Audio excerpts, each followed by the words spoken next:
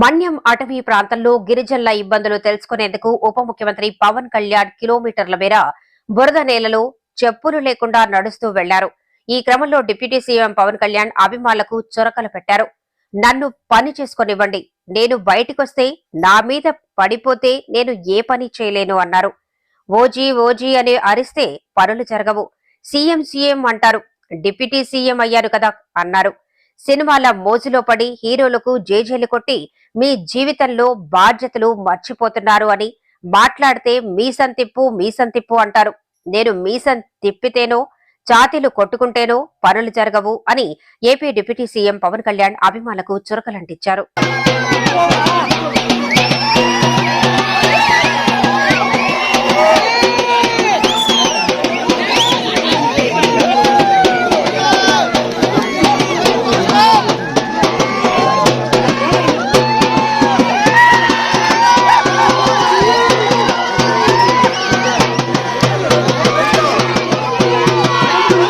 నా కోరిక ఒకటేనంటే నన్ను పని చేసుకునేవాడిని.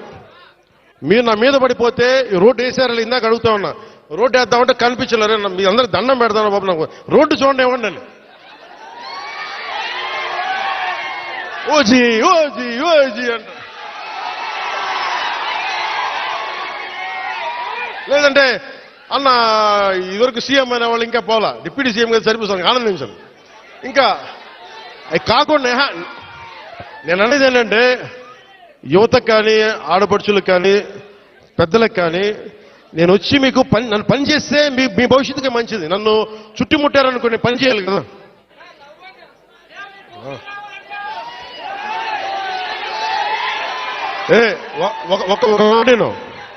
ఒక మాటేనండి. ఉత్తరాంధ్రలో మీరు తెలుగు నేర్పించిన నేల ఇది, వాడుక భాష నేర్పించిన నేల ఇది, తిరుగుబాటు అంటే నేర్పించిన నేల ఇది. అంటే మనల్ని ఎవరన్నా దోపిడీ చేస్తుంటే ఎదురు తిరిగే నేల ఇది. మీరు ఈరోజు ఏమైపోయారంటే మీరు సినిమాల మోజులో పడిపోయి మీరు పోస్టర్లు పెట్టి ఓజీ ఓజీ లేదంటే మిగతా హీరోలకి జైజీలు కొట్టి ఇవన్నీ కొట్టండి. కానీ మీరు గనక మీ జీవిత బాధ్యత ముందుకెళ్ళారు. మీరు మాట్లాడితే అన్నా మీసం తిప్పు అంటారు. నేను మీసం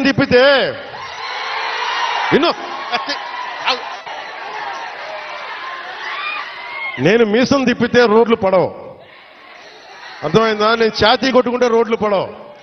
నేను వెళ్ళి ప్రధానమంత్రి గారికి దండం పెట్టి ముఖ్యమంత్రి గారి దృష్టికి ఆ సమస్య తీసుకెళ్తే రోడ్లు పడతాయి. అందుకని మీసాలు తిప్పడాలు, ఛాతీలు కొట్టుకోవడాలు నాకు చేతగా. పని చేయడం తెలుసు, నాకు పని చేయనివన్నాను.